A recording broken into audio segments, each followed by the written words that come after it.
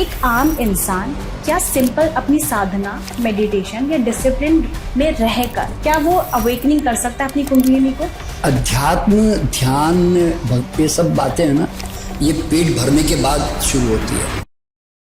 ओशो को सुन रही थी, किसी ने पूछा होगा कि कुंडलिनी जागृत कैसे की जा सकती है, तो उन्होंने एक सिंपल सी भाषा में और एक लाइन में बात खत्म कर दी कि जगानी क्यों है। तेरी कुंडली जाग गई, तेरी बीवी को फर्क पड़ा क्या? तो जैसे जैसे हम ऊपर की तरफ जाना शुरू करते हैं तो जो आपकी डिजायर्स होती हैं, जो हम मैनिफेस्ट करना चाहते हैं, जो डिजायर्स है वो जल्दी पूरी होती है। तो क्या ये भी पॉसिबल होता है? इसको मैं बकवास, यूनिवर्स को तुम्हें लेने देने का कोई शौक नहीं है, रत्ती भर भी शौक नहीं है। हे भगवान मुझको दे दे, तो भगवान ऊपर से क्या कहता है, तेरे में दम है तो ले ले। नेगेटिव में जाना नहीं है, पॉजिटिव में जाना चाहते हैं पर जा नहीं पा रहे हैं, तो मुझे क्या करना चाहिए? देखो आंचल, इसमें समझ से पहली बात क्या होती मालूम है? स्किन भी, ऑर्गन्स भी, यहाँ तक कि किडनी, लीवर, आंखों की रोशनी तक को भी आप नया कर सकते हैं। तो ये कैसे पॉसिबल है? ये बिल्कुल हकीकत है कि सबसे बड़ा स्पिरिचुअल इल्यूजन क्या है? कि आज नहीं तो कल। पर मैं सच्ची बताऊं, मैं जब चलता हूँ ना मेरी गली में, मेरे रोड सड़क पे, तो मैं 20 साल वाले छोकरे की तरह चलता हूँ। So sweet। ये सच्ची बता रहा हूँ। लोग मुझे गुरुजी बोलते हैं, लेकिन सच्ची बताता हूँ, अगर मैं गुरुजी ले लेता ना तो मैं बूढ़ा हो जाता। पर मैंने गुरुजी को लिया ही नहीं, लेता भी नहीं। क्यों मालूम है? मैं ले लूंगा तो फिर मैं ऐसे हो जाऊंगा ना। किसी का जीसस बैठा हुआ है, किसी का शंकर गणपति बैठा हुआ है, तो आदमी को लगता है कि अल्लाह सब देख रहा है ना ऊपर से। नहीं देख रहा भाई, कोई नहीं देख रहा है। सही, ये तो आप बहुत लोगों का भ्रम और दिल तोड़ रहे हैं। नहीं, दिल नहीं। देखो क्या होता है,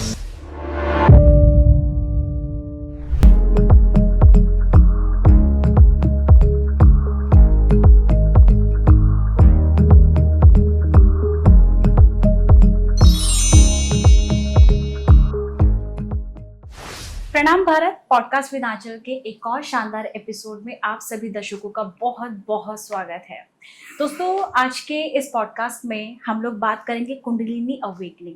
आजकल सोशल मीडिया और इंटरनेट पे लोगों ने स्पिरिचुअलिटी को ग्लैमराइज कर दिया है। लोग इमेजिनेशन को कहते हैं कि एक स्पिरिचुअल अवेकनिंग है। इसमें क्या फ़र्क है?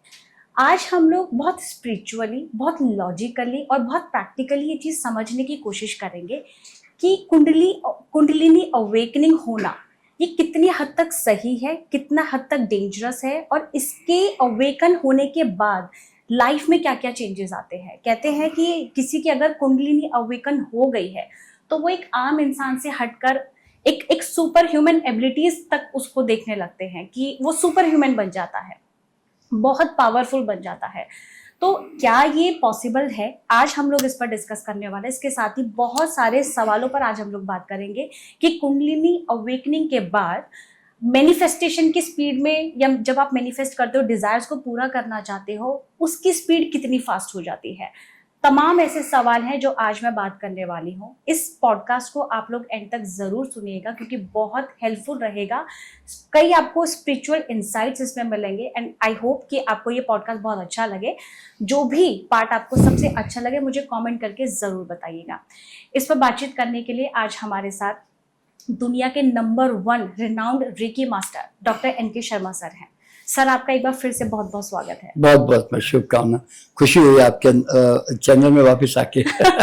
Same here sir. अच्छा लगता है, आंचल के पॉडकास्ट में अच्छा लगता है। Thank you so much sir, thank you. Such a blessing की, मतलब जब बड़े बड़े स्पीकर्स आते हैं और आपको इतनी प्यारी प्यारी ब्लेसिंग्स देते हैं, एंड वो दिल से देते हैं ना, तो बहुत अच्छा लगता है कि हाँ, लाइफ में कुछ उखाड़ रहे हैं। हाँ, नहीं, और आपके चैनल ने बहुत लोग बहुत लाइक करते हैं, बहुत आपने बहुत अच्छे ढंग से रेज किया है, और अच्छे आप स्पीकर को भी बुलाती हैं, मैंने अनुभव किया है। बहुत अच्छी बात जी, thank you so much sir.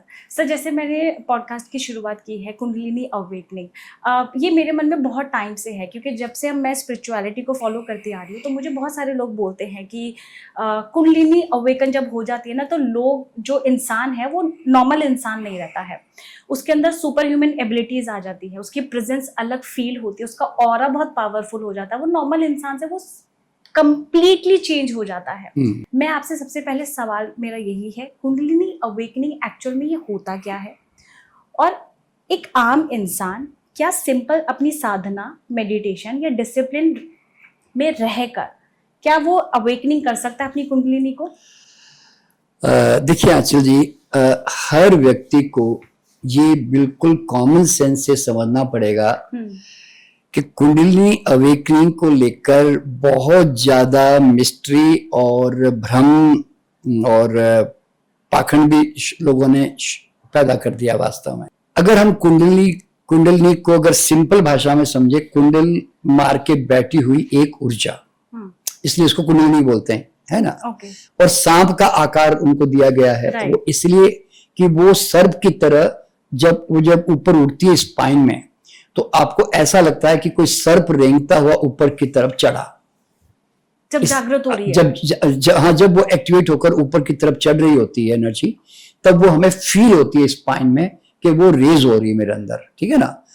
अच्छा, तो अब ये यूं कहा जाए तो कुंडली जो ऊर्जा है ना, वो एक एनर्जी का बहुत पावरफुल रिजर्वोयर है, एनर्जी का, प्राण ऊर्जा का, यूं समझ लो। वो जो कुदरत ने हमें नाभि के पीछे यानी कि हमारे मूलाधार चक्र के आसपास में, उसने वो वहां पे इस्टेब्लिश किया उन्होंने, ठीक है। तो ये जो ऊर्जा है, ये बिल्कुल कुदरत ने सोच समझकर हर व्यक्ति में सही जगह पे रखा है। क्यों? क्योंकि आदमी को अध्यात्म, ध्यान, ये सब बातें है ना, ये पेट भरने के बाद शुरू होती है। तो आदमी की बेसिक जो नीड है वो क्या है? Food, sex and survival, reproduction and survival. तो इसीलिए कुदरत ने उसको लोअर चक्रों में रखा है वहां पे। अगर कुदरत को आदमी को पैदा होते स्पिरिचुअल बनाना होता तो वो फिर ऊपर के चक्रों में रखता, मान लो। तो वो नीचे के चक्रों में क्यों है? क्योंकि आदमी पहले बेसिक जो नीड है, जहां उस ऊर्जा की ज्यादा जरूरत है, यानी कि मैंने इलेक्ट्रिसिटी का कनेक्शन मैंने फर्स्ट फ्लोर में, ग्राउंड फ्लोर में इसलिए लगाया क्योंकि मेरी मैक्सिमम यूटिलिटी यहां पर है, मैं यहां ज्यादा उठता बैठता हूं। फर्स्ट फ्लोर में भी एसी, जो मेरा हायर ऊपर फ्लोर है, वो मैं कब उसमें मेरे काम आएगा? अगर मैं नीचे के फ्लोर से मैं अब धीरे धीरे अपने आप को विड्रॉ कर लूं, यानी कि आज मेरी, देखिए, नीचे के चक्र सांसारिक चक्र है, यानी कि वासनात्मक, यानी कि आदमी को धन चाहिए, यश चाहिए, सम्मान चाहिए, प्रेम चाहिए, मतलब वासनाएं उसके साथ लिप्त रहती है ना। खान पान का शौक होगा, सेक्स का शौक होगा, जो भी होगा, तो वो उसकी एनर्जी जिस तरफ उसका जीवन में फोकस होता है ना, हमेशा एनर्जी उसकी तरफ ही काम कर रही होती है। तो कुंडलिनी एनर्जी फ्री है ही नहीं, वो तो आपकी उस एरिया में लगी हुई है जहां आप रोजमर्रा के जीवन में 25 चीजें चाहते हो आप। क्योंकि वो इलेक्ट्रिसिटी है ना, तुम तो खाली नीचे के एसी चला रहे हो, पंखे चला रहे हो, नीचे की सब हीटर चला रहे हो, तो वो तो नीचे ही रहेगी ना भाई, वो फर्स्ट फ्लोर में क्यों जाएगी?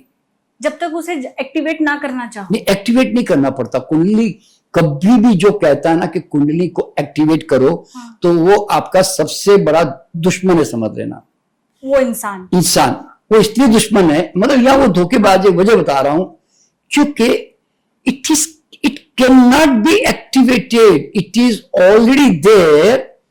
आप जैसे इलेक्ट्रिसिटी जो है ना, यूं समझ लो कि आपके घर में एक फर्स्ट फ्लोर में भी इलेक्ट्रिक जा रही है और नीचे के ऊपर फर्स्ट फ्लोर में, ग्राउंड फ्लोर में भी आ रही, ठीक है। आपने कहा जी अब मैंने आजकल ग्राउंड फ्लोर में जाना कम कर दिया है जी, आजकल मैं बहुत कम जाती हूं वहां, यानी कि अब मैं फूड, सेक्स, सर्वाइवल में नाम, दाम, पैसा, वासना, इन चीजों के पीछे आजकल बहुत कम हो गई मेरी। तो फिर तुम कहां जाती हो भाई?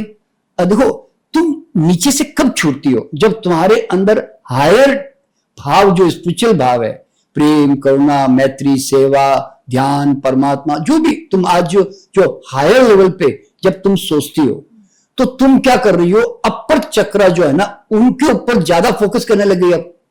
यानी कि तुम फर्स्ट फ्लोर में चली गई अब। तो फर्स्ट फ्लोर में चली गई, तो अब वो इलेक्ट्रिसिटी जो नीचे आ रही थी, आप यूं नहीं कहती हो कि मैंने इलेक्ट्रिसिटी ऊपर उठा दी जी मैंने। आप क्या कहोगे?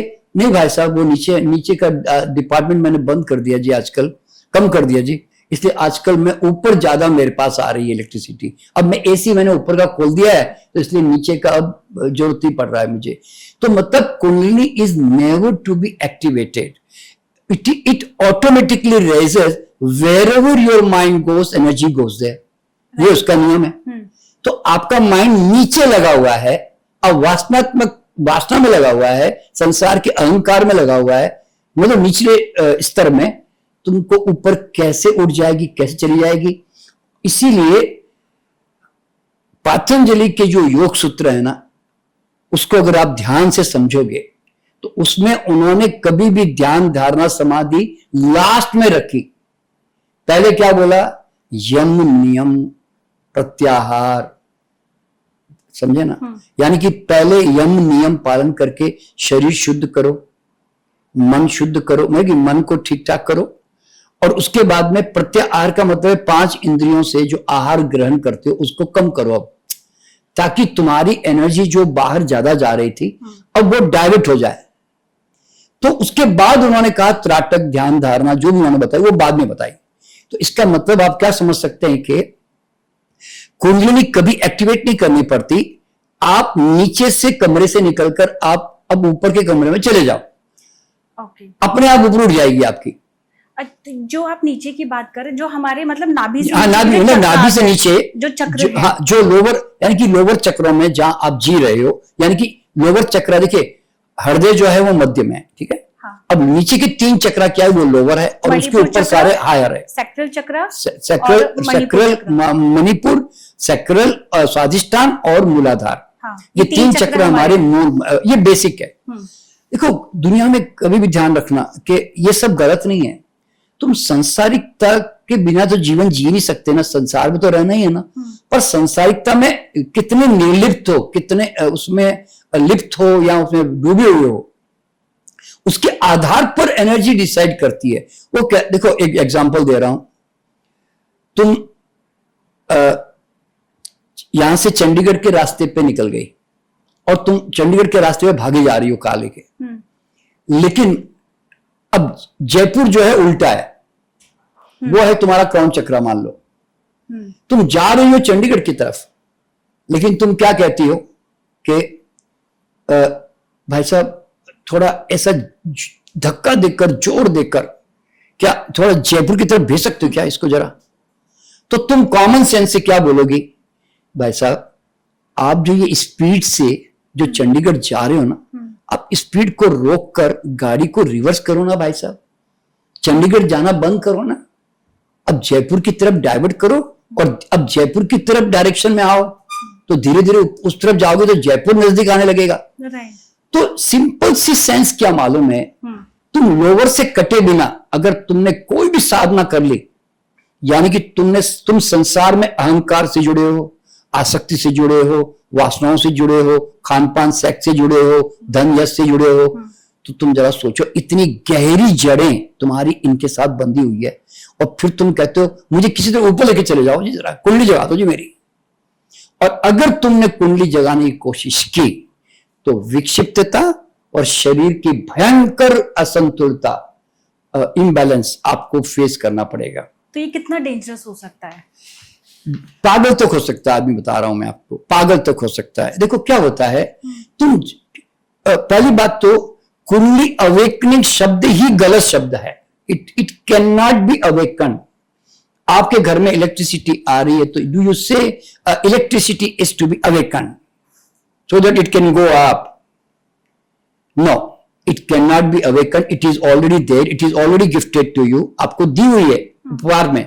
तुम नीचे का सामान कम इस्तेमाल करोगे, मतलब काम, और ऊपर ज्यादा इस्तेमाल करोगे। ऊपर की मैक्सिमम तुमने अब हायर चक्रों में काम करना शुरू कर दिया, और यहां तुम मिनिमम रहते हो भाड़ा चुकाने के लिए। और ऐसे करते हैं ना साधु संत महात्मा, करते हैं ना कि ब्रह्मचर्य का पालन कर लेते हैं, अब वो सेक्स के प्रति आकर्षित नहीं है, अब वो धन के प्रति आकर्षित नहीं है, अब वो खान पान भी कितना देते हैं, जैसे महावीर भगवान हाथ में इतना ही लेते थे खाना, जो बोलते हैं ना, यानी कि शरीर का भाड़ा चुका रहे हैं। तो अब यहाँ पे क्या हुआ, नीचे कहीं वो अपनी एनर्जी लाते ही नहीं है, खर्च करते ही नहीं है, तो वो जो मैक्सिमम जो एनर्जी बच गई ना, it has to go up, there is no way out.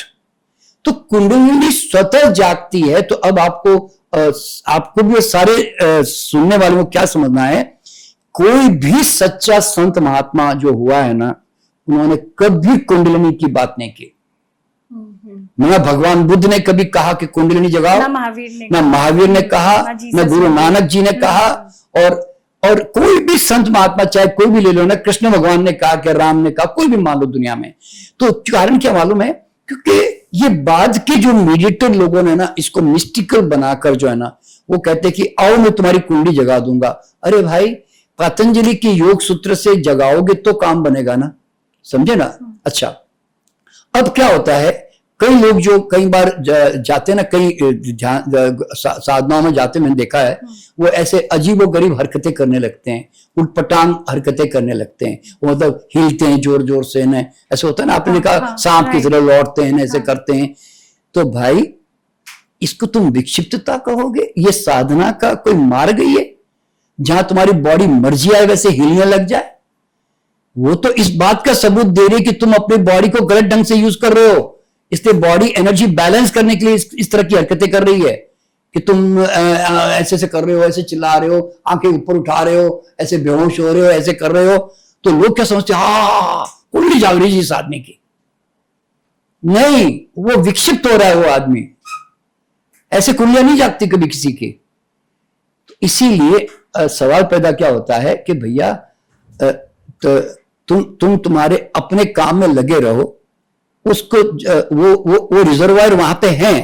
तुम जिस दिन ऊपर आ जाओगे ना, जैसे बोलते हैं ऊपर के चक्रों में, तो वो तुम्हारे साथ अपने आप जुड़ी जाएगी भाई। जैसे जितने भी बड़े बड़े आत्माएं हैं, उन्होंने ऊपर के काम शुरू कर दिए, नीचे से कट हो गए, अपने आप कुंडली जाकर उनके साथ जुड़ गई। बस इतनी सिंपल सी बात है। मैं अभी कुछ दिनों पहले ओशो को सुन रही थी, तो उसमें कुंडलिनी अवेकनिंग के बारे में ही उन्होंने बात की थी। किसी ने पूछा होगा कि कुंडलिनी जागृत कैसे की जा सकती है, तो उन्होंने एक सिंपल सी भाषा में और एक लाइन में बात खत्म कर दी कि जगानी क्यों है। हाँ बिल्कुल, क्यों जगानी, उसे सोए है तो उसको सोने रहने दो। महावीर ने या गौतम बुद्ध ने या जीसस ने, किसी ने भी अगर वो एनलाइटन हुए हैं तो किसी ने भी कुंडली अवेकन नहीं की है, वो जागृत करने की जरूरत नहीं है। हाँ, मेरे ख्याल वो नेचुरल एनर्जी है ना भाई। देखो एक बात बताओ मुझे कि एक माता जी आई जिन्होंने कुंडली जगाने का, उन्होंने बहुत सहज ध्यान के नाम से उन्होंने बताया, और वो कहते कुंडली जगाओ कुंडली जगाओ, और लोग उनके साथ जुड़ते भी थे। देखिए ये बात कभी ध्यान में रखना,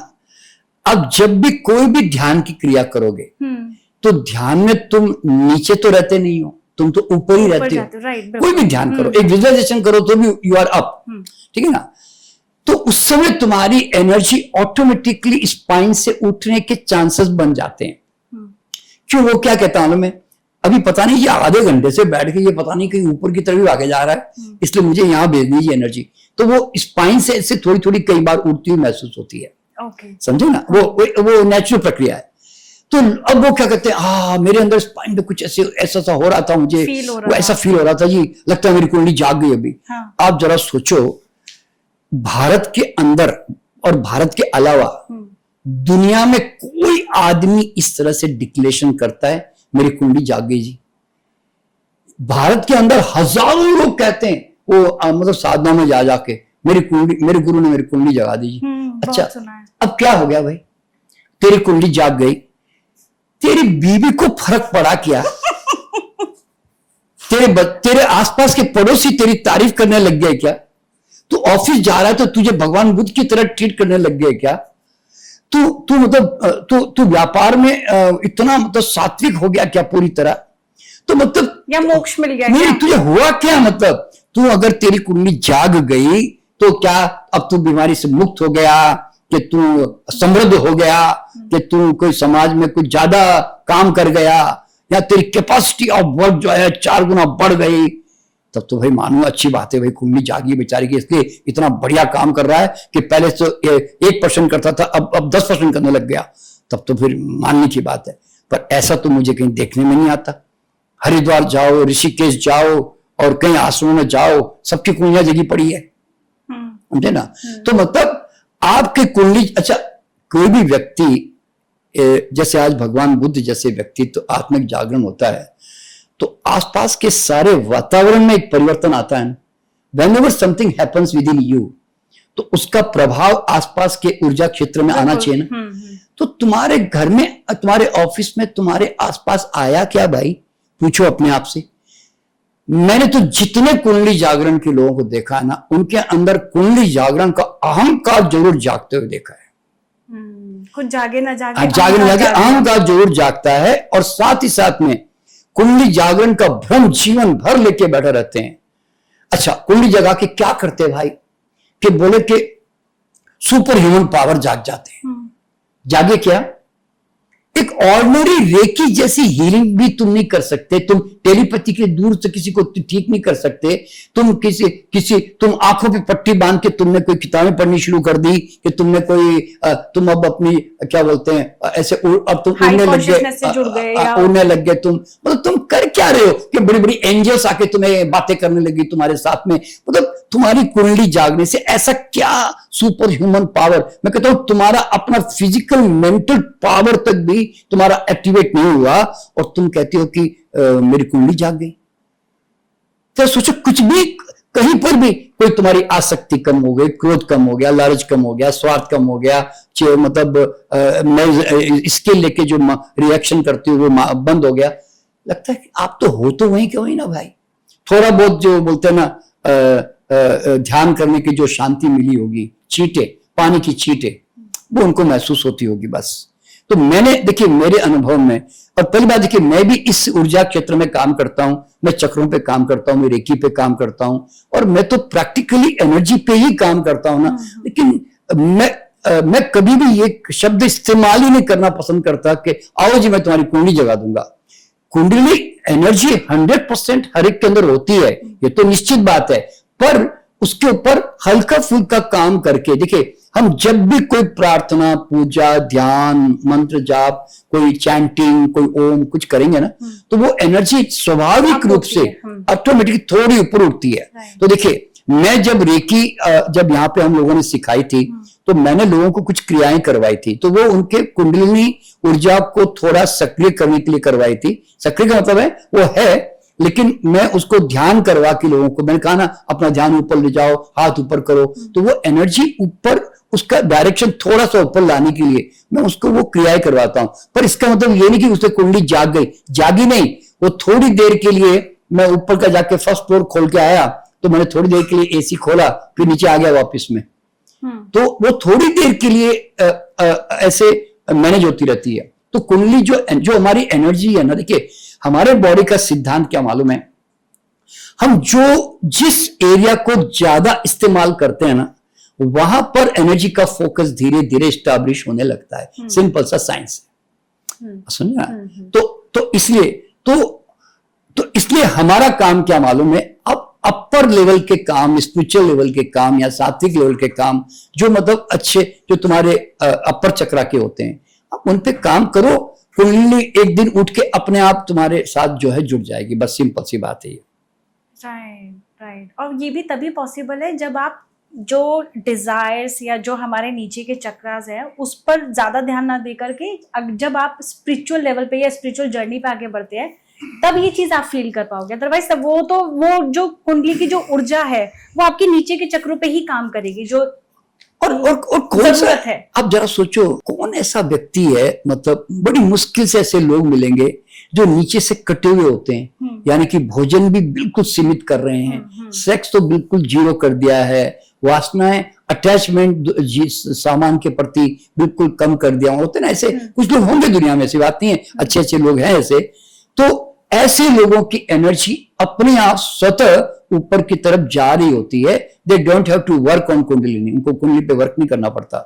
और कोई ऐसा करने को कहे तो समझना उसने कुछ भी अनुभव नहीं किया है, उसने किताबी ज्ञान पढ़ के उसने आपको खाली ऐसे बोलते ना मिस्ट्री क्रिएट करने की दृष्टि से, एक बोलते ना आपको थोड़ा मतलब अपना कोई स्वार्थ सिद्ध करने के लिए ऐसा कुछ कर सकता है। सच्चा गुरु कभी भी कुंडली जागरण की बात करेगा ही नहीं, कभी भी नहीं करेगा।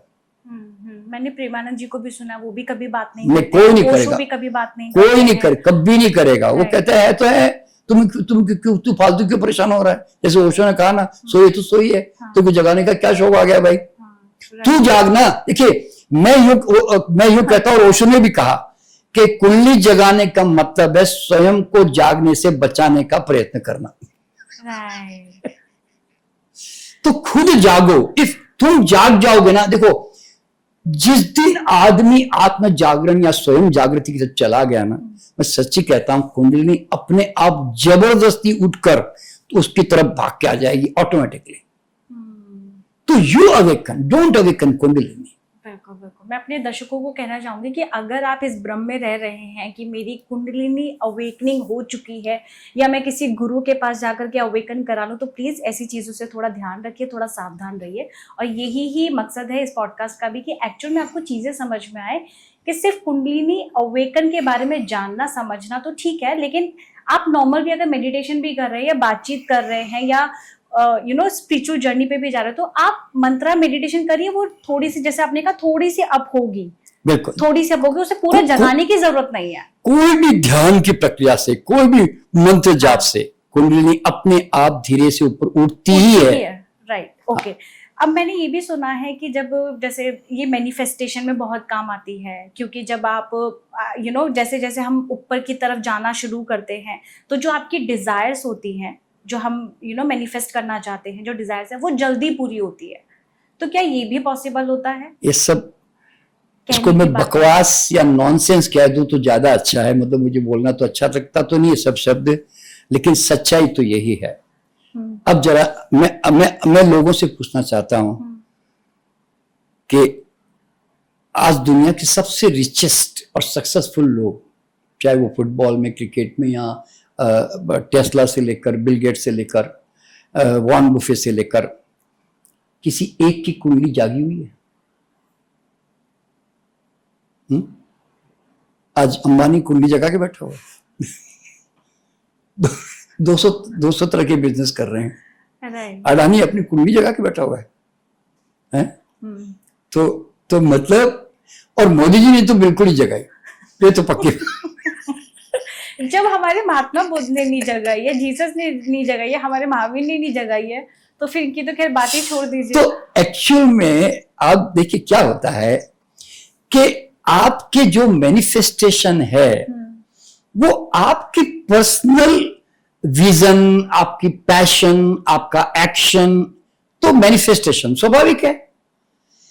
मैनिफेस्टेशन डेफिनेट है कुदरत में, पर तुम कितने विजनरी हो, पैशनेट हो और एक्शन में हो, तब जाके वो चीज सफल होती ना भाई। देखिए हमारे शास्त्रों में हमारे ऋषि मुनियों ने बहुत साफ कहा, किसी भी शास्त्र में, किसी भी, इतने ग्रंथ है ना, किसी में भी आज तक ऐसा नहीं लिखा कि कुंडली जागने से मैनिफेस्टेशन होता है, या कोई चक्रा, नहीं तो कोई चक्रा जगा दो कि तो तुम्हारे कुछ मैनिफेस्टेशन हो जाएंगे।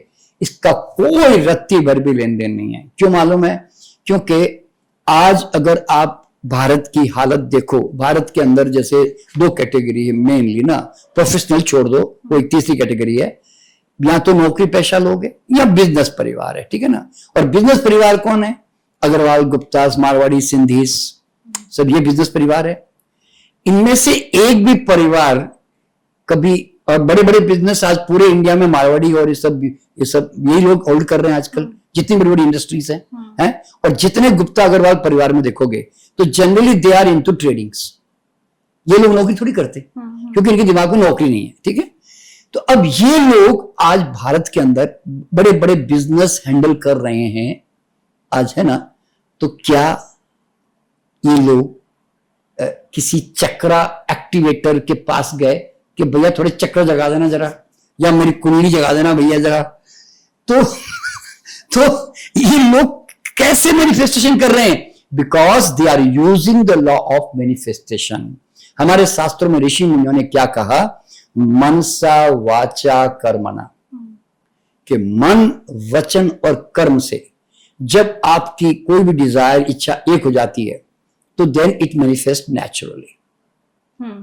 तो मैनिफेस्टेशन का सिंपल सा लॉ है कि जो लोग मैनिफेस्ट कर देते हैं, ठीक है। अभी देखिए, अगर आप किसी भी बड़े से बड़े फिल्म स्टार, नेता, साइंटिस्ट, स्पोर्ट्स प्लेयर्स, उनके आप उनके जीवन को पढ़ोगे ना, तो जनरली 80-90% लोगों की जीवनी में ना, उनको खाने की लालच थे, कम गरीबी से निकले, मतलब ज्यादा उनके पास पैसा नहीं था, बहुत मतलब काफी कई तरह के काम भी किए।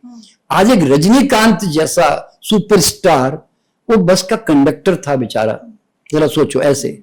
तो मतलब इस तरह के सब ने काम करके ऊपर उठे, और उसमें मैं भी ऐसा ही हूं, क्योंकि मैं भी बहुत ही गरीबी से ऊपर उठ के जीवन में आया हूं।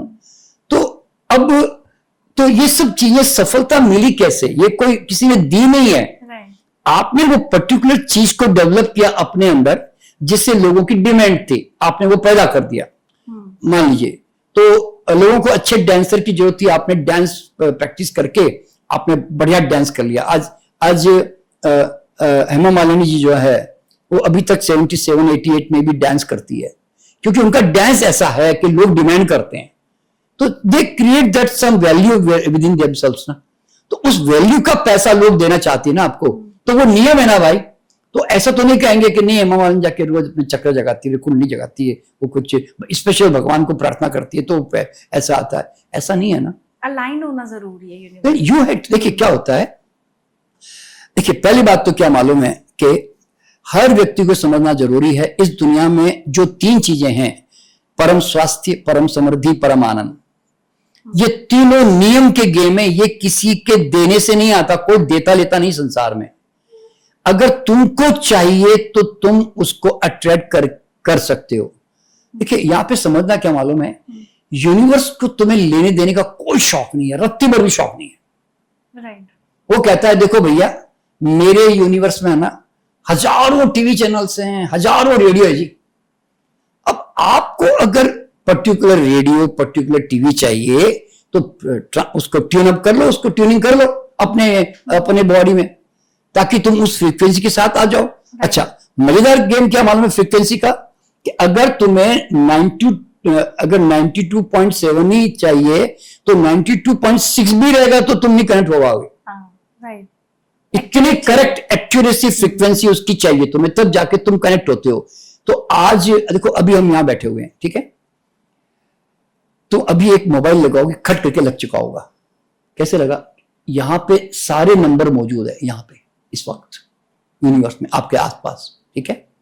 और यहां पे अभी तुम्हारा कोई रेडियो नहीं बज रहा है, अभी तुम्हारा कोई टीवी नहीं चल रहा है, लेकिन अगर मैं ट्यून अप कर दूं तो अभी गाना शुरू हो जाएगा ना। तो क्या मतलब था, आसपास ही था, पर तुम नहीं थे वहां पे, तुमने फ्रीक्वेंसी सेट नहीं की थी, तुम किसी दूसरी फ्रीक्वेंसी में चले जा रहे थे। तो भाई यूनिवर्स तो तुम्हें देना चाहता है। लोग क्या कहते हैं मालूम है, हे भगवान मुझको दे दे, तो भगवान ऊपर से क्या कहता है, तेरे बंदा मैं तो ले ले।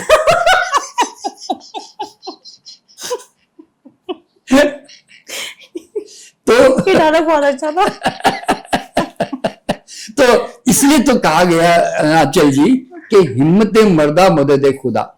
ये उर्दू का बहुत बढ़िया डायलॉग है ये, कि हिम्मत मर्दा मदद खुदा, यानी कि लोग क्या कहते हैं कि हिम्मत मर्दा, वो कहता है भैया तू मर्द हिम्मत करेगा तो भगवान मदद करेगा ना, तू नहीं करेगा तो भगवान कहता मैं भी नहीं करता जी। यानी कि यूनिवर्स साफ कहता है if you don't help yourself I will not help you.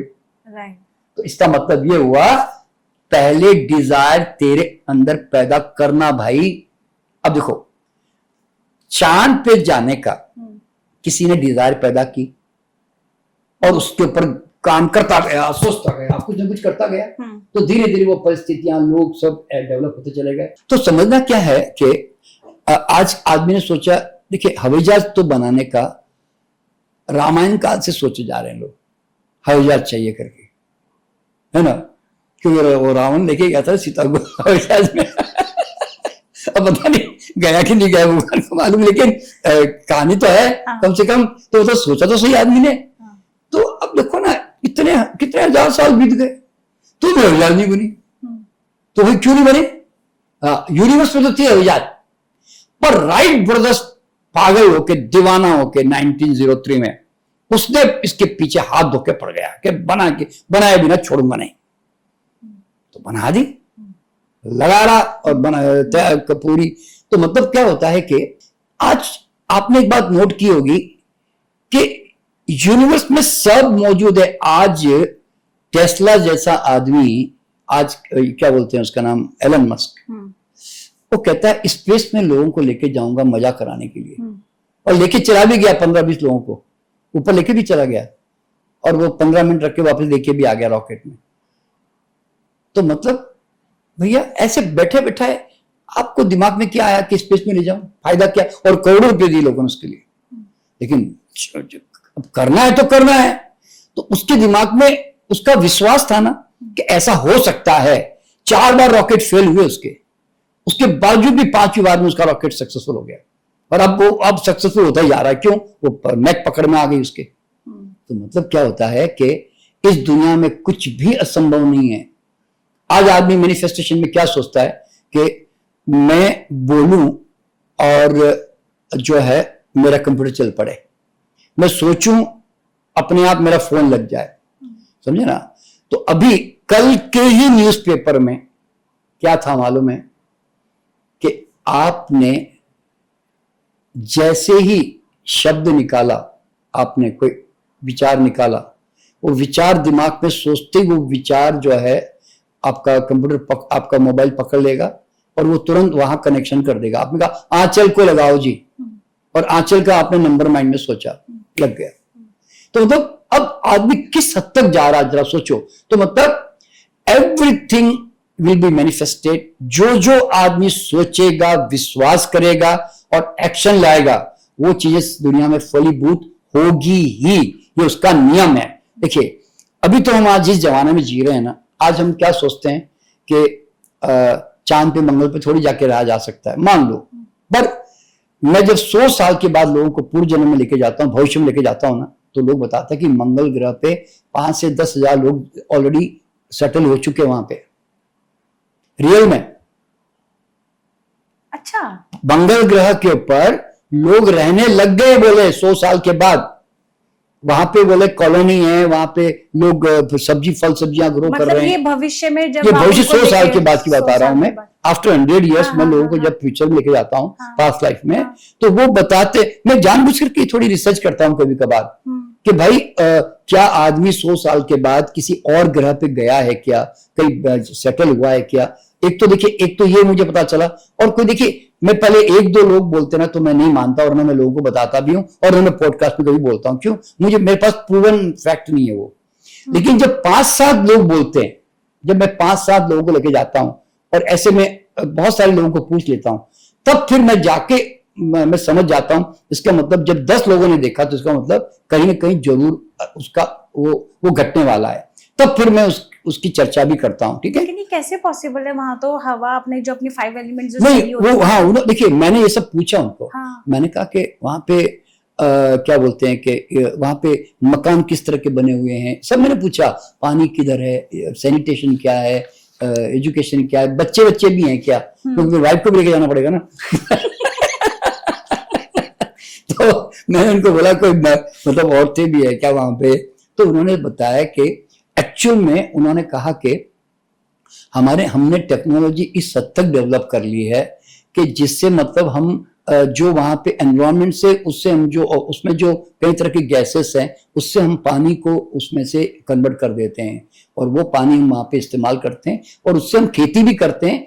खेती का मतलब ऐसे जमीन पे नहीं, बल्कि वो घरों में उन्होंने कुछ वो गमले टाइप लगा करके जिसमें वेजिटेबल सब ग्रो कर रही है उसके अंदर, बताया मतलब ऐसे लोगों ने इस तरह से, और वो ग्रो कर रहे हैं। और एक पर्टिकुलर टाइप के वो सीमेंट के मकान नहीं है वहां पे, वो एक पर्टिकुलर कोई मटेरियल है, उसके मकान बने हुए हैं, उसके अंदर सब लोग रहते हैं ऐसे। लेकिन मैंने कहा पर्पस क्या है, बोले रिसर्च, साइंटिस्ट है, बोले सब मैक्सिमम लोग सब साइंटिस्ट हैं, वो लोग वहां पे सब खोजबीन करके काम कर रहे हैं वहां से। मैंने कहा कम्युनिकेशन, बोले अब इजी हो गया, बोले बिल्कुल। और अच्छा सुनो, सबसे बड़ी बात क्या बताई, टेलीपैथिक कम्युनिकेशन है। बोले हम थॉट वेव्स भेजते हैं तो वो वहां पे उनका कंप्यूटर डिकोड कर लेता है हमारे थॉट्स को। अब जरा सोचो, मतलब आदमी किस हद तक चला जाएगा कि मतलब telepathically he will be sending his messages ऐसे। तो मतलब, और इससे भी जो मैं ज्यादा जो अजीबोगरीब जो अनुभव पूर्व जन्म में जो सारी पास्ट लाइफ से देखा ना मैंने, वो क्या है, एक इधर it's very difficult to believe कि मतलब वहाँ पे हम लोग पूरा जीवन बिता सकते हैं। अब देखो मुझे पता नहीं है कि कुछ महीनों के लिए लोग गए नहीं, लेकिन वहां पे कॉलोनी बस गई है, लोग वहां रह रहे हैं, इस तरह की लोगों ने मतलब बातें मतलब बताई है। तो और ये मैंने जानबूझ करके पूछा, तो क्योंकि मुझे ऐसा ये मुझे आइडिया कहां से आया कि मुझे एक सज्जन ने, जब मैं अटलांटा में किसी को पास्टर में लेके, कोई विदेशी था, उसको लेके गया, तो उसने कहा कि I am not on the earth. तो मैंने कहा कहाँ हो? तो बोले अर्थ से 100 किलोमीटर ऊपर एक स्पेसशिप बनी हुई है, वहां पे पूरे लोग वहां पे रहते हैं, बोले वहां पे पूरी कॉलोनी है, बोले हमारी वहां पे। आप मतलब ये आपने उनसे पूछा? हाँ, मैंने उनसे पूछा कि अगर आप अर्थ पे नहीं हो तो फिर आप हो कहाँ? क्योंकि 100 years आफ्टर उसको देखना था कि मैं जापान में हूँ कि अमेरिका में, इंडिया में, मान लो। तो उसने बताया कि सर मैं अर्थ पे नहीं हूँ। तो मैंने सोचा कि पता नहीं अर्थ पे पैदा नहीं हुआ होगा ऐसे में। तो मैंने कहा हो तो कहाँ हो तुम? तो उसने बोला कि नहीं सर, मैं एज ए मेल हूँ और मैं यहाँ पे मेरी अभी 45 years की एज है, और मैं यहाँ पे ना साइंटिस्ट की तरह मैं यहाँ काम कर रहा हूँ। यहाँ पे कम से कम 4-5 हजार फैमिलीज है यहाँ पे, और यहाँ पे सब कुछ यहाँ पे अवेलेबल है यहाँ पे।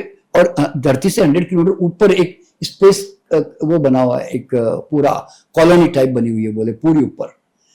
तो मतलब देखो, समय आने के साथ साथ जो आज आदमी सोच रहा है ना, वो देखिए सबसे बड़ी बात हर आदमी क्या समझना मालूम है, कोई भी चीज दुनिया में जब मैनिफेस्टेशन जो वर्ड है ना, वो क्या है? माइंड में जब कोई चीज, एक थॉट क्रिएट होता है, तो वो थॉट को धीरे धीरे बल मिलता है लगातार। तो फिर आप देखोगे कि धीरे धीरे वो आकार ग्रहण करने लगता है। तो यूनिवर्स का एक और क्वांटम फिजिक्स का लॉ क्या है? Thought become things. Thought become things. अगर कोई चीज यहां पर पक्की हो गई, यहां बनने लग गई, मान लो ये सोफा है, ये मेरा पहले बाहर नहीं आया, ये पहले यहां मेरे बन गया था, ये बना तो बाहर आ गया। इस तरह से आपने कभी नोट किया होगा, आज आदमी कई फिल्में बनाता है और कई तरह के उसमें बोलते हैं ना, अजीब सी इमेजिनेशन बताता है ना, और हम समझते हैं ये तो मुश्किल है, होने वाला भी नहीं है, पर सच्चाई वो नहीं है। अगर आदमी ने सोचा है कि ऐसा हो सकता है, मान लो, और वो कल्पना कर रहा है, तो कल्पना करते करते देखना आज नहीं तो कल वो उसको फोकस कर करके उस एनर्जी को मेटेरियलाइजेशन में लेकर आ जाएगा। ये उसका नियम है उसका। देखिए, आपने डबल स्प्लिट एक्सपेरिमेंट देखा होगा, एक नाम सुना होगा डबल स्प्लिट एक्सपेरिमेंट। एक एक्सपेरिमेंट है कि जिसमें दो कण जना आपस में स्टेबल रहते हैं, ठीक है, लेकिन जैसे आपने उसको फोकस किया ना, फोकस करते उनका पूरा एक्शन चेंज हो गए। तो इसका मतलब है कि यूनिवर्स में सब अपनी जगह पर स्थिर है, लेकिन the movement it create a new focus a new energy, तो वो चीज फिर एक्टिव होकर ना वो अपने आप धीरे धीरे ना आकार ग्रहण करने की तरफ चलने लग जाती है। तो ये हम यूनिवर्स का लॉ है। तो मैनिफेस्टेशन जो है ना, वो किसी तुम्हारे चक्र या कुंडली जागरण या कोई तुम्हारे आध्यात्मिक जागरण से कोई लेन देन नहीं है। आप समझे ना? अगर आध्यात्मिक जागरण से लेन देन होता तो फिर कृष्ण का जमाना आया, राम का जमाना आया, बुद्ध का जमाना आया, उस समय साइंस तो बहुत ऊपर पहुंच चुकी होती थी, मान लो। पर आपने देखा कि वो नहीं हुआ, ह्यूमैनिटी ऊपर उठी पर साइंस ऊपर नहीं उठी, ठीक है ना? तो इसका मतलब क्या हुआ कि आज धन समृद्धि जितनी चीजें संसार में चारों तरफ नजर आ रही ना, वो सब ह्यूमन बीइंग के अंदर थी एक जमाने में, वो आज बाहर आ गई है, बस ये समझ लो बस। इसलिए manifestation is a definite according to the universal law, not by luck और नॉट बाय चांस। राइट, मतलब जो है वही ही चीजें आप अपनी लाइफ में अट्रैक्ट करोगे, वही ही आपकी रियलिटी बनेगी। बिल्कुल, जो आपने कहा कि जैसे आपके थॉट्स है वही आपकी थिंग्स बनेगी, वही आपकी रियलिटी बनेगी। बिल्कुल, बिल्कुल। अब ये हमें डिसाइड करना है कि इसको कितना ठीक रखना है। बिल्कुल, बिल्कुल, बिल्कुल। अगर नेगेटिव सोचेंगे तो नेगेटिव रियलिटी बनेगी, पॉजिटिव सोचेंगे तो पॉजिटिव रियलिटी। देखिए, ये कभी भी एक बात बताऊं कि हर एक व्यक्ति को जानना बड़ा जरूरी है कि in what frequency I vibrate, I connect and attract those energies around me. अब देखिए, एग्जाम्पल दे रहा हूं मैं आपको अभी तक आपको कार लेनी नहीं थी, तो कार के होर्डिंग्स, कार के एडवर्टाइजमेंट न्यूज़पेपर में सब जगह आते थे, टीवी में सब जगह। आप ध्यान देते भी नहीं थे क्योंकि आपकी नीड नहीं थी अभी।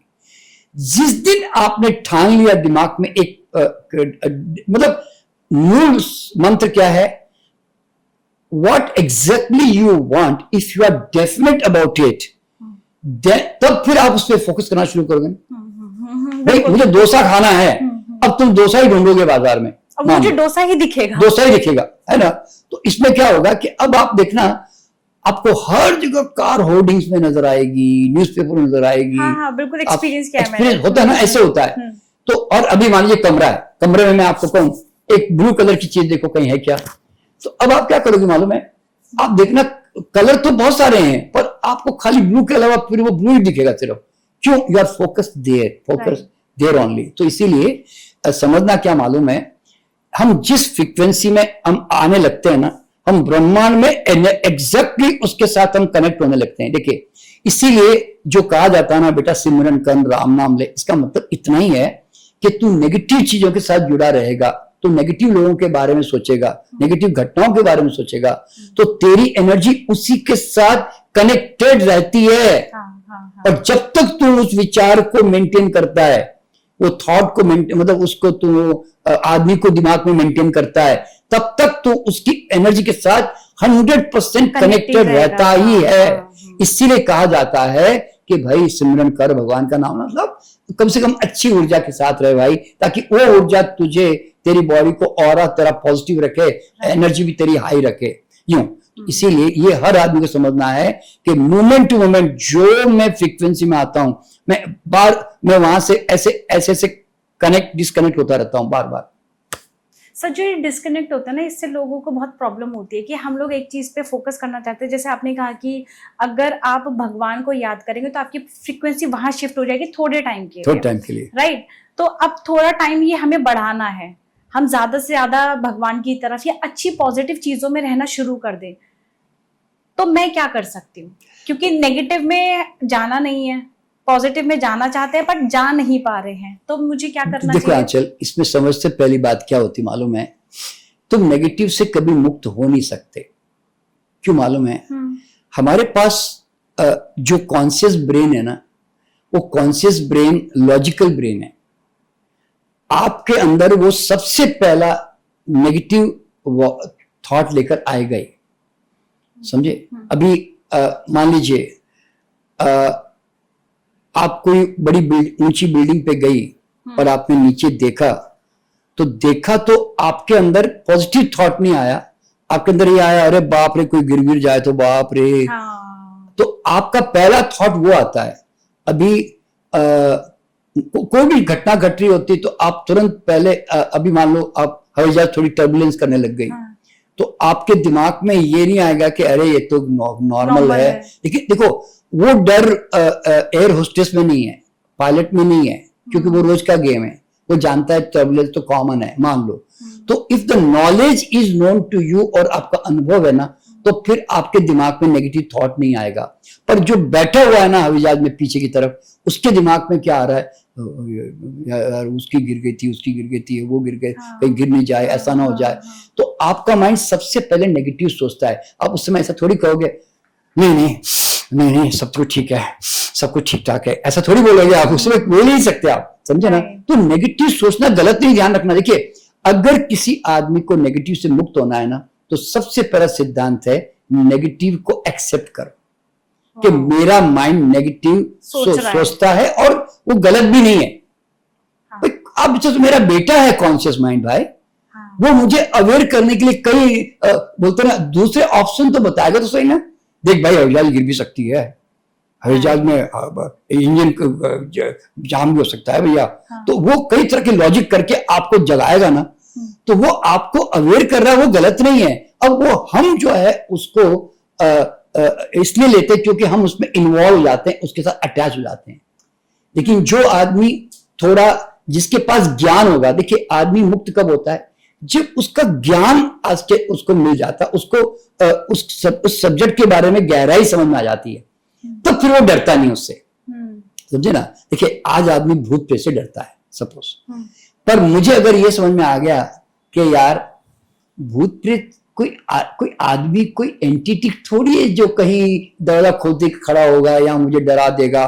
तो देखिए, जिस दिन मेरे भूत प्रेत से तो हम भी डरते थे, जवान बताओ, पर मैं अगर सोचूं मेरा भूत प्रेत का डर कैसा निकला, मेरे दिमाग में ये आया, मैं तो सोचते सोचते कि यार इतने रेप होते हैं, इतने मर्डर होते हैं, आज तक साला किसी भूत ने आके उस रेपिस्ट का गला दबाया, कभी तंग किया रात को आके उसको?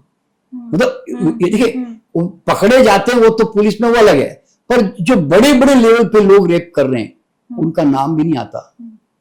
बड़े बड़े लेवल पे लोग शूट करके मरवा भी देते हैं, उनका नाम नहीं आता। तो इसका मतलब है, तो क्या उस आत्मा ने, उसको तो पता था ना कि मरवाया तो इसने भाई, तो जाके उसने उसका गला दबाया रात को। वो मजे से जी रहे कई सालों से, वो तो अचानक कोई उखड़ के आ गई कहानी तो आ गई, नहीं तो छुपी रह जाती है। तो जरा समझो कि भूत में इतनी भी ताकत नहीं है कि जिसने मुझे मारा, लूटा, मेरा पैसा खा गया, जाके उसको वापस पकड़ के दिमाग ठीक गड़बड़ कर दो उसका। तो मेरे दिमाग में ये आया, इतनी भी ताकत नहीं है भूत में, और हम भूत से डरे हुए हैं। काय का भूत है फिर? काय का भूत है फिर? मतलब उससे तो मैं पड़ोसी डरता हूँ, जो नालायक पड़ोसी है ना, मैं उससे डरता हूँ, क्योंकि साला गड़बड़ करते कुछ। सही बात है, काय का भूत है जब वो एक काम नहीं कर पा रहा है। हाँ, तो इसीलिए तो देखो क्या होता है, तो वो डर कैसे निकला? हाँ। वो देखिए, ऐसे दुनिया में हजारों चीजें नेगेटिव है, वो नेगेटिव क्यों है मालूम है? क्योंकि आपका उसका जो रियलिटी है ना, वो आपको पता नहीं है, इसलिए आप उसे डर डर के जी रहे हो। ऐसे समझे ना कि अभी तो आज आप मृत्यु का, देखिए अभी मैं लोगों को पूर्व जन्म में लेके जाता हूं, तो मृत्यु का डर सबके दिमाग में होता है, लेकिन पूर्व जन्म में जैसे ही जाके आता है, वो पूर्व जन्म में देखता है मैं 70, 80, 90 साल में मरा, तो लोगों ने मुझे जलाया और गाड़ा, तो उसको लगा कि यार, और मैं वापिस इस जन्म में आ गया, फिर अगले जन्म में फिर पैदा हो रहा हूं, तो उनका साला मरा कहां है, तो मेरी तो पैकिंग बदलती रही। तो जैसे ही उसको ये एहसास हुआ कि यार मेरी तो पैकिंग बदल गई, मैं तो मरा नहीं, तो अब उसको कह के मृत्यु से डरना है क्या? वो कहे काय का डरना है, मरे ही नहीं हम तो वापिस पैदा हो रहे हैं भाई। तो ये देखिए, अवेयरनेस या जागृति अगर आदमी में आ जाती है, तो सारा सिद्धांत क्या है कि आप अज्ञानता से मुक्त होने का प्रयास करो। कि टर्बुलेंस अगर एयरप्लेन में होती है, और एयरप्लेन नीचे अगर 2-5 हजार गिर भी जाती है, तो वो गिरती नहीं है कभी भी। आज तक कभी देखा कि टर्बुलेंस में हवाई जहाज नीचे गिर गई? आज तक कभी नहीं हुआ ना। तो फिर आपके दिमाग में जिस दिन आ गया यार टर्बुलेंस में आज तक तो मैंने कभी सुना नहीं हवाई जहाज गिर गई, तो वो तो थोड़ी देर के लिए आती, झटके लगते हैं, और वो कई बार अप एंड डाउन भी हो जाती है, तो होती है, तो अब वो कॉमन लगता है ना। तो ये तो होता क्या है, ज्ञान और उस सब्जेक्ट की जानकारी आपको उससे मुक्त कर देती है। मैं समझता हूं। Beautiful, amazing. सर, क्या हम नया शरीर बना सकते हैं? जैसे कि हमारी बॉडी के नए सेल्स बन सकते हैं, हमारी बॉडी की जो स्किन है क्या ये नई बन सकती है, यहाँ तक कि ऑर्गन्स भी। मैंने ऐसा सुना है कि हर चीज आपकी नई की जा सकती है, ट्रांसप्लांट की भी जरूरत नहीं है, किसी सर्जरी की जरूरत नहीं है, किसी भी चीज की जरूरत नहीं है, आप अपनी बॉडी को नया कर सकते हैं।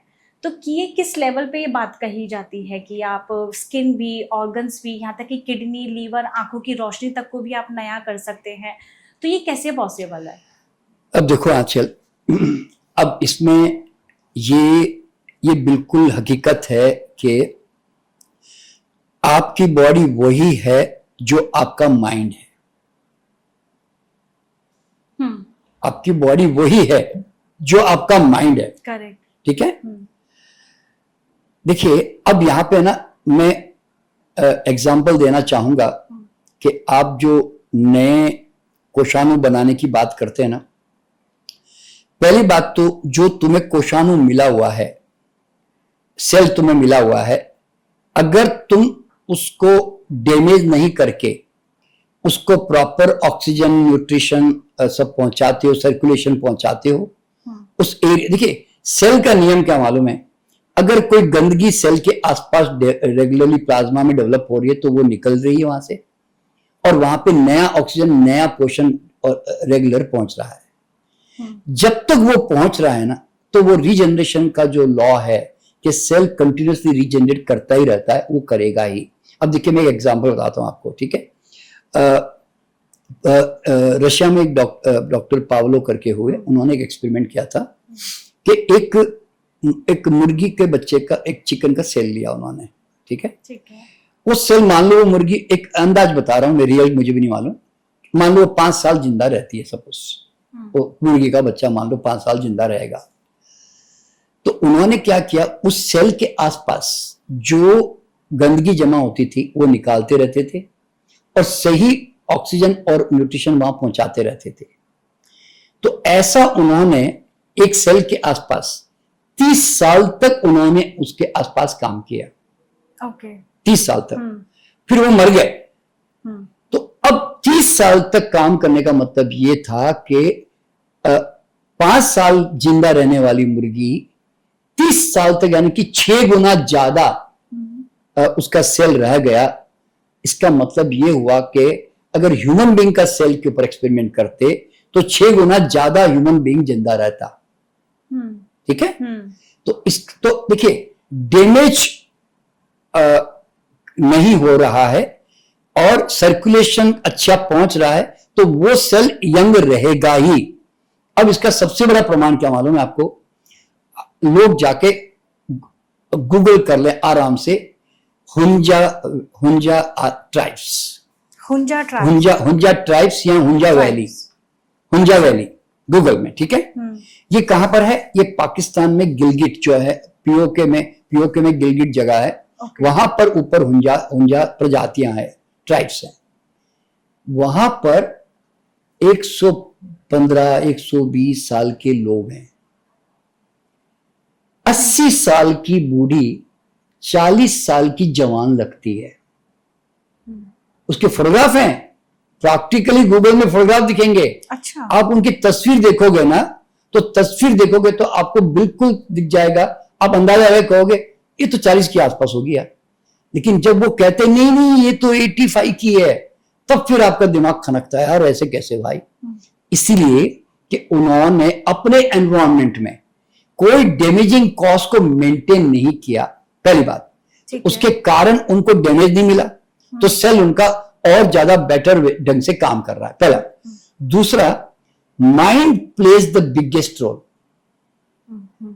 सहज स्वभाव, भोलापन, इनोसेंसी, और माइंड में उम्र का बोझ नहीं है। आपने कभी हरियाणा, राजस्थान के गांवों में, तो कभी आपने ऐसे भी कई बुजुर्ग लोगों के पास गांवों में जाते हैं, माता जी कितनी उम्र है आपकी? बेटा पता नहीं, लगा लो 60, 70, 80, पता नहीं, कुछ भी होगी जी मेरी। तो they don't have age in their mind. देखो, तुम्हारे दिमाग में क्या होता मालूम है?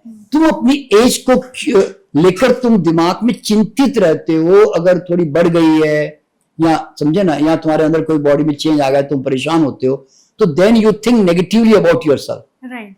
Then your cell obeys your language. देखिए, एग्जांपल देता हूं। What you think, how you think all the time about yourself, that makes your skin new or old. देखिए, एग्जांपल देता हूं। मैंने आपको एक भद्दी गाली दी और इंसल्ट कर दी आपकी, एकदम चेहरा फक पीला पड़ गया। right. मैंने आपकी तारीफ कर दी, आपका चेहरा एकदम पिंक हो गया, गुलाबी, लाल गाल गुलाबी हो गया ना।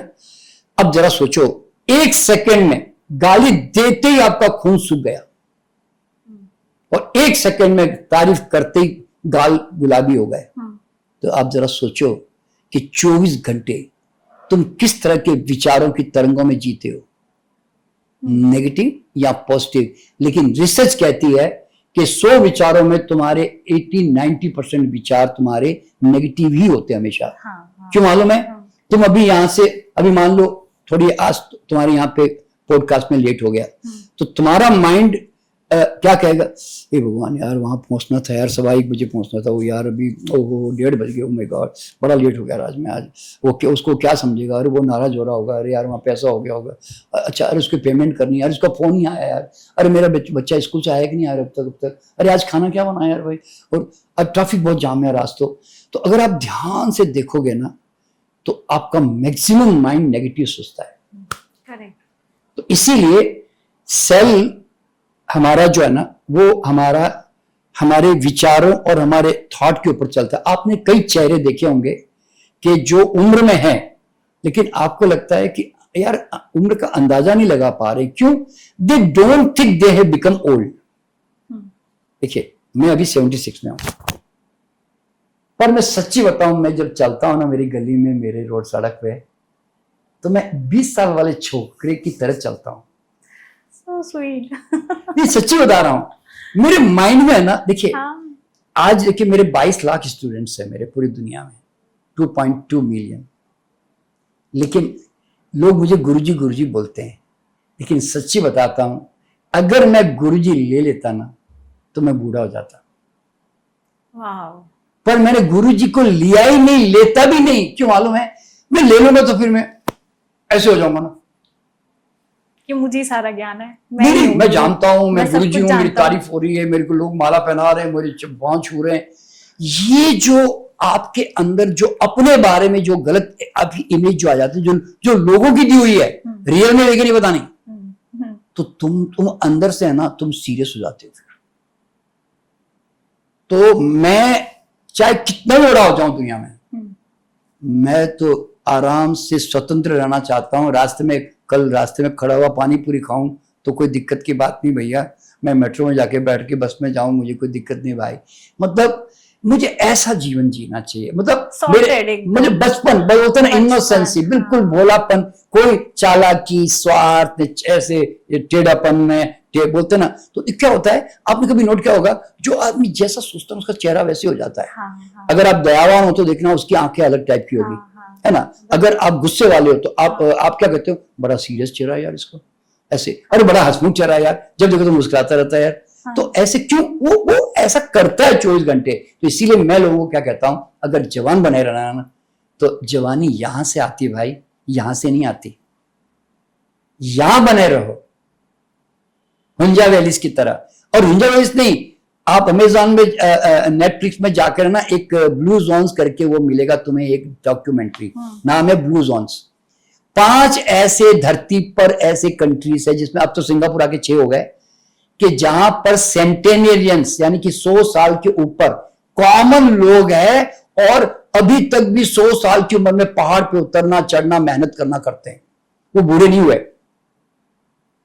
क्योंकि यहां से बूढ़े नहीं हुए। इसलिए सर, अगर मैं ये क्योंकि आपकी बात नो डाउट बहुत क्लियर और बहुत प्रैक्टिकली समझ में आ रही है अब, लेकिन इसे मुझे मेरी लाइफ में इम्प्लीमेंट करना है। जैसे आपने कहा कि आपको अपने माइंड को इस तरह से संभाल के रखना पड़ेगा, इस तरह से उसे समझाना पड़ेगा। तो क्या ऐसी 5 आप टेक्निक बताना चाहेंगे हमारे दर्शकों को कि वो अपनी लाइफ को पॉजिटिव, जैसे आपने कहा नेगेटिव सोचना इतना बुरा भी नहीं है, और 24 घंटा पॉजिटिव एक्सेप्ट करो, एक्सेप्ट करो, राइट। हाँ। तो जैसे आपने कहा पहला कि एक्सेप्ट करो, सेकंड, अब मुझे आप ये 5 स्टेप्स में बताइए कि कैसे कैसे मैं कंप्लीट वो कर सकती हूँ। देखिए, सबसे पहले खान पान से भी ज्यादा जो इम्पोर्टेंट है ना, वो हमारा माइंड है। तो माइंड में तुम्हें सबसे पहले क्या करना मालूम है? देखो, हम ध्यान क्यों करते हैं, अध्यात्म में क्यों जाते हैं? जीवन की सच्चाई, सत्य को जानने के लिए, ठीक है ना। तो अब जान करके देखो ना भाई, तुम किस चीज के लिए अहंकार कर रहे हो? 4 लोगों ने तालियां बजा दी, तुम अकड़ के बैठ गए, तुम 4 पैसे तुम्हारे पास आ गए, तुम अकड़ के बैठ गए। तो वो जो अहंकार निर्मित होता है ना, तो चेहरे पे आता है ना, लोग दिखे ना बड़ा इगोइस्टिक है यार, ऐसे बोलते ना, तो वो तो अपने अंदर जो बोलते ना बचपना, जो बालपना है ना, इनोसेंसी, भोलापन, उसको मेंटेन रखो। सर, लोग कहते हैं कि दुनिया इतनी दुष्ट है ना कि नहीं, इनोसेंस खा जाती है। हाँ। नहीं, लेकिन मैं यहाँ पे फिर कहना चाहूंगा, भोला बनना, देखो मैं भी भोला हूं, मैं भी सचमुच दिल से साफ हूं, लेकिन जीवन में मैं कृष्ण की तरह जीता हूं। जहां मुझे चक्र गदा जरूरत पड़ी, मैं चक्र गदा का इस्तेमाल करूंगा। अभी हमारे क्या बोलते हैं कि एक किसी व्यक्ति ने मेरी कार का शीशा तोड़ दिया, मतलब गलती से तोड़ दिया, और उसका पैसा देने को तैयार भी नहीं है। तो मैं अब उसके ऊपर लीगल केस डालूंगा, मैं पुलिस केस करूंगा, मैं उसके जाके खड़ा होकर आवाज करूंगा जोर से। क्यों? मेरा हक है, उसने गलती की है मेरे साथ, मान लो। तो आप जो है ना, तो सवाल क्या पैदा होता है कि जो जीवन में जहां जरूरत पड़े, राम की तरह बोलते हैं, रावण से लड़ना ही है तुम्हें, कंस को मारना ही है, तो वो साथ साथ में भोलेपन के, भोलापन मेरा खजाना है, मेरा पर्सनल है वो। दुनिया को लाभ मिले अलग बात, पर मैं कम से कम मुझे तो मस्त रखूं।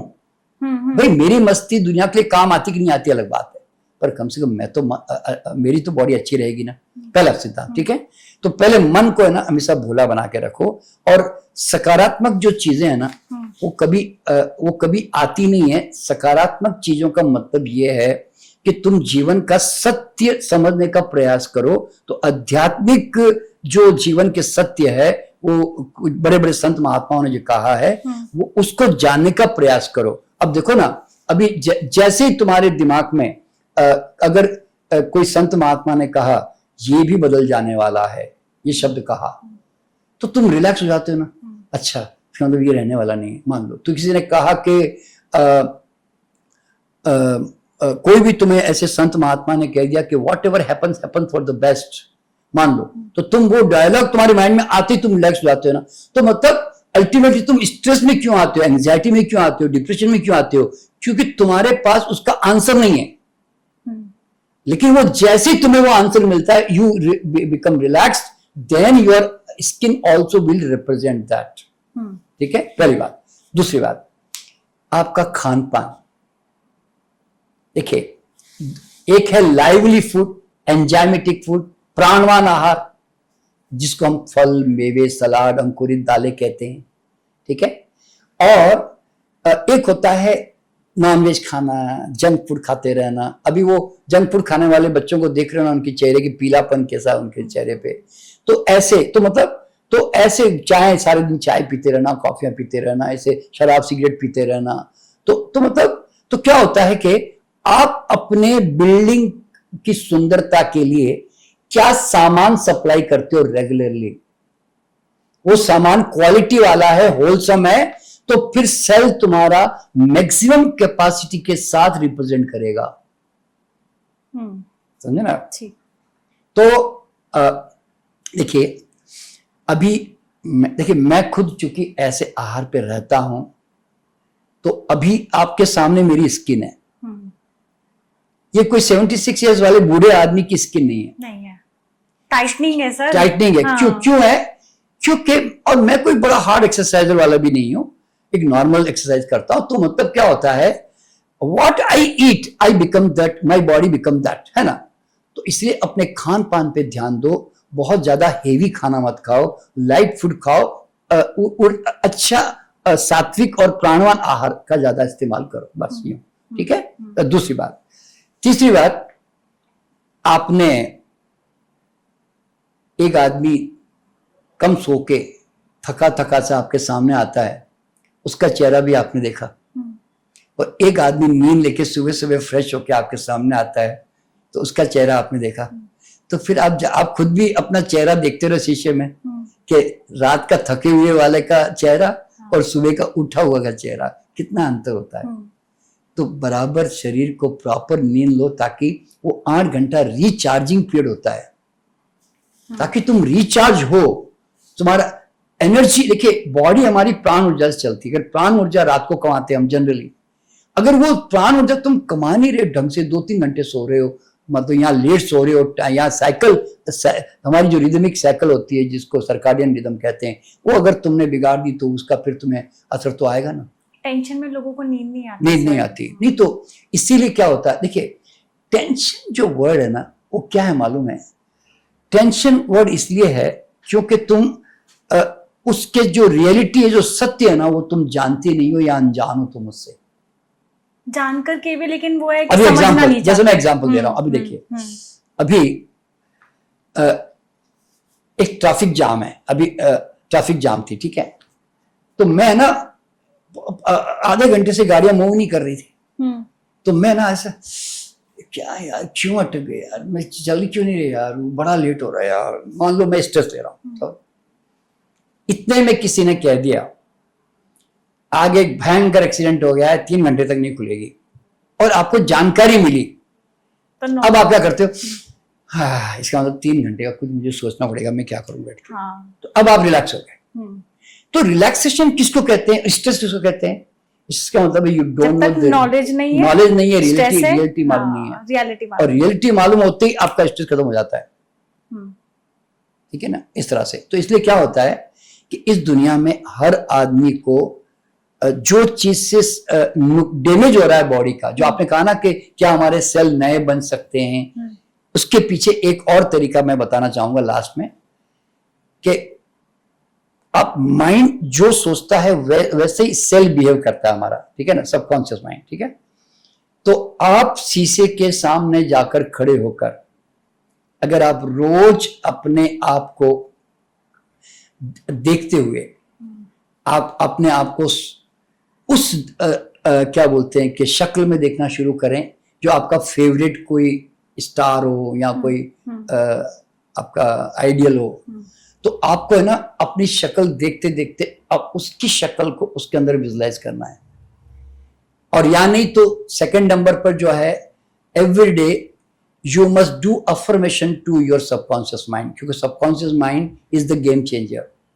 तो रोज आपको अपने हाथ अगर कर ना, अपने 10 सेकंड हाथ अगर कर अपने चेहरे पे रखना है ऐसे, और जेंटल टच करके यू हैव टू से एवरी डे। ये मैं अभी बता देता हूँ, जो मैं भी करता हूँ, और थोड़ी बहुत जो सुंदरता है उसका कारण मेरे भी वही है कि मैं ऐसे कहता, रियली मैं डेली करता हूँ। ये क्या बोलता हूँ मैं, day by day I am becoming more and more beautiful. Okay, तो ब्यूटीफुल किसको कहते हैं, तो वो ब्यूटीफुल बोलना नहीं है, ध्यान रखना, you have to visualize what kind of beautiful. तो मैं उस ब्यूटी बोलता ना, यंग चेहरा एकदम, और फिर कहता हूँ day by day I am becoming more and more beautiful, smarter, younger.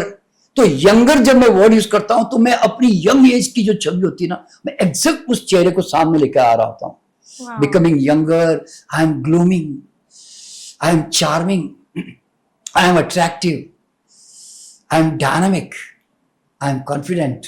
तो मतलब क्या होता है कि आप जब ऐसे बोलकर एग्जैक्टली विजुअलाइजेशन में देखते हुए ना जो आप सोच रहे हो, अच्छा फिर मैं क्या कहता हूं, मैं आई ऑलवेज स्माइल, मैं ऐसा कहता हूं अपने आप से, आई ऑलवेज स्माइल, और मैं सच में स्माइल करता हूं उस समय, आई ऑलवेज लाफ, और मैं अपने आप को हंसते हुए देखता हूं, ऐसे पूरा खिलखिला के हंसते हुए देखता हूं। फिर मैं कहता हूं I celebrate every moment of my life, मैं अपने जीवन को उत्सव की तरह जीता हूं। तो ये भाव है ना मेरा रोज का मेडिटेशन है। तो मेरा मानना क्या मालूम है, what you believe you create.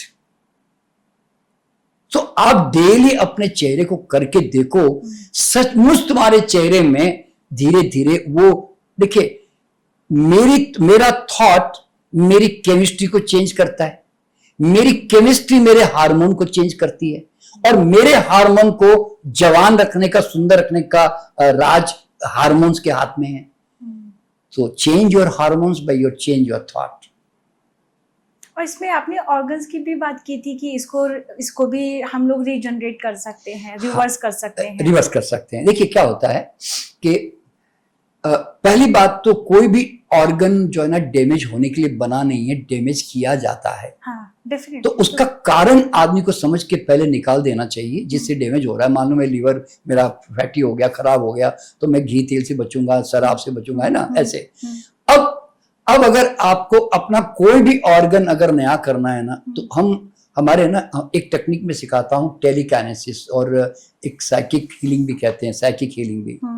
उसके अंदर क्या होता है कि आप जब फोकस करके किसी चीज पे, मान लीजिए मेरी एक लेफ्ट आई है जो मुझे ठीक करनी है, या मुझे लीवर ठीक करना है, या मेरा लंग ठीक करना है, तो उसका सिद्धांत क्या मालूम है, continuously focus on that area for few minute, 10-15 minute, और फील और फोकस करके। तो अब उससे सिद्धांत क्या है, wherever my mind goes energy will go there. तो एनर्जी सारी बॉडी के ना उसकी तरफ भागना शुरू करती है, और वहां पर फोकस होकर एनर्जी कॉन्सेंट्रेट होने लगती है वहां पे, क्योंकि मेरा ध्यान अभी उस एरिया पे है, चाहे लंग्स है कि आंख है, ब्रेन है, कुछ भी, जो भी आपको ठीक करना है, जो भी। अब मान लो मुझे अपना ये ब्रेन ठीक करना है, तो मैंने अपना हाथ यहाँ रखकर मैंने अपना ध्यान यहाँ लेके चला गया, और फिर मैं अपने माइंड से क्या बोलूंगा मालूम है, सी आदमी के पास सबसे बड़ी ताकत क्या मालूम है, every brain has got its own cell. हर ब्रेन का अपना सेल है, अपना ब्रेन है। So you can talk and communicate your vibration and feelings to that cell. तो you must talk to your cell. कि मान लो आपका सेल है, आपका कोई लीवर है, आपने हाथ रखकर उसको बड़े प्यार से कहा, हे लीवर, जाने अनजाने में मुझसे बहुत आपके ऊपर अत्याचार हो गया, I really feel very sorry, मैं तुमसे बहुत क्षमा चाहता हूँ, and I love you, I want to take care of you, please सुधर जाओ, हील हो जाओ, नॉर्मल हो जाओ, फिर से दोबारा स्वस्थ हो जाओ, please, I will take care of you, मैं आपके लिए जो भी करना है सब करूंगा। तो actually you are promising to your subconscious, your cell, your liver कि अब मैं करूंगा जो इसके लिए चाहिए। तो फिर आप हैरान हो जाओगे, सचमुच वो सेल जाना ठीक होने लगता है। क्यों? आपके मन में वो डायलॉग तो आएगा ना, यार मुझे इसकी केयर करनी, यार मुझे इसको तोड़ना नहीं है भाई, समझे ना। तो फिर ऑटोमेटिकली क्या होता है, जब कहीं किसी भी एरिया को अगर स्वस्थ करना है, उसका नियम ये है कि उस पर फोकस करके पूरी एनर्जी उसकी तरफ भगाओ, और बाद में क्या चाहते हो विजुअलाइजेशन में बोलो, और उसको कल्पना में देखो कि वो चीज घट रही है वहां पे। तो धीरे धीरे वहां पर उसी तरह का परिवर्तन आने लग जाता है। ये उसका नियम है बस। राइट ओके, ठीक है सर। वाइंड अप क्वेश्चन मैं आपसे लेना चाहूंगी, सबसे बड़ा स्पिरिचुअल इल्यूजन क्या है? सबसे बड़ा जो स्पिरिचुअल इल्यूजन ये है कि आज नहीं तो कल भगवान कहीं न कहीं मुझे मिलेगा, भगवान के लिए मुझे सब कुछ करना है, भगवान मेरी बात मानता है, भगवान मुझे सुनता है। ये भ्रम से बाहर निकलना बहुत ज़रूरी है। क्यों मालूम है? ईश्वर अनुभव की चीज़ है, ईश्वर व्यक्तित्व नहीं जो कभी दिखेगा आदमी को। पर आज भी आदमी ना कहीं स्पिरिचुअलिटी के नाम पर ये मान के बैठा है, कहीं न कहीं ऊपर कहीं न कहीं कोई बैठा हुआ है। कोई भाई किसी का जीसस बैठा हुआ है, तो किसी का शंकर गणपति बैठा हुआ है। तो आदमी को लगता है कि अल्लाह सब देख रहा है ना, ऊपर से नहीं देख रहा भाई, कोई नहीं देख रहा है। सही, ये तो आप बहुत लोगों का भ्रम और दिल तोड़ रहे हैं। नहीं, देखो क्या होता है, मैं लोगों को क्या कहना चाहता हूं, तुम ईश्वर को व्यक्ति के रूप में मत देखो, वो कभी मिलने वाला नहीं है। व्यक्ति के रूप में नहीं, वो एंटिटी नहीं है। मैं कहता हूं कि वो जीवन का स्वाद है, जीवन का सुगंध है। ईश्वर एक अभिव्यक्ति है, एक एक्सप्रेशन है। मैं ईश्वर के अलावा कुछ भी दुनिया में नहीं मानता, बता रहा हूं। मैं हर पल पल मैं ईश्वर को भोगता हूं। मैं यूं कहता हूं, I am enjoying every moment. मैं फूल देखता हूं, मैं एप्पल देखता हूं, मैं पानी की ठंडक में देखता हूं, मैं अपनी भूख में देखता हूं, मेरी आंखें मुझसे दिखवा रही तो मैं उसका मजा लेता हूं। मतलब मैं ईश्वर का हर पल आनंद ले रहा हूं, मैं यूं कहता हूं। तो लोग क्या समझते मालूम है, ईश्वर कहीं बाहर है, उसको ढूंढना पड़ेगा। तो ये जो स्पिरिचुअल इल्यूजन है ना, ये सदियों से चला आ रहा है, जो कि तुम्हारे हर देखो बाहर जितना बैठा है ना, उतना तुम्हारे अंदर भी तो बैठा है ना। तेरा खाना पचा रहा है, फिर भी तू पूछ रहा है ईश्वर किधर है। तू आंखों से देख रहा है, फिर भी पूछता है ईश्वर किधर है। कानों में सुनाई दे रही एक ध्वनि, तेरा खून दौड़ रहा है रगों रगों में, तेरी श्वास चल रही है, फिर भी आदमी पूछता भगवान कहाँ है। तो मेरा मानना क्या मालूम है कि सबसे बड़ा इल्यूजन क्या मालूम है, आदमी ने मंदिर में भगवान की मूर्ति के अलावा और कहीं ईश्वर को माना ही नहीं आज तक। कण कण में जो ईश्वर व्याप्त, जो बोलते जरूर है ना, पर कण कण में देखता नहीं है। हाँ, राइट, ये इल्यूजन है सबसे बड़ा। राइट। बहुत बहुत बहुत अच्छा लगा सर आपसे बात करके, एंड मुझे तो हमेशा मजा आता है आपसे बात करके। लॉजिकली आप बात करते हैं, कोई ऐसी बात नहीं कि ये हमारे शास्त्रों में लिखी है बात तो इसी को ही बिलीव करो, इसी को ही मानो। उन बिलीव्स को आप लॉजिकली तोड़ते हैं उन बिलीव्स को, और बहुत अच्छा लगता है। एंड आई थिंक मैं अपनी ऑडियंस को कहना चाहूंगी, आपको इस पॉडकास्ट से सबसे बेस्ट बात आपको क्या लगे, मुझे कमेंट करके जरूर बताइएगा। Thank you so much for coming sir, आपने अपना वैल्यूएबल टाइम दिया, उसके लिए आपका बहुत शुक्रिया। सबको बहुत धन्यवाद।